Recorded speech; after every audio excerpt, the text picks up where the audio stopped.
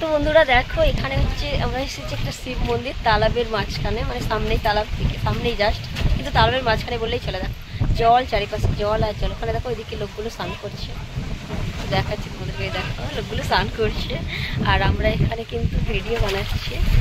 আর মানে পুজো করা হয়ে গেছে, মন্দির ধুয়েছিলাম, পুজো করেছে, তো সব কিছু তোমাদের সাথে শেয়ার করবো। অসাধারণ লাগছে দেখা জায়গাটা।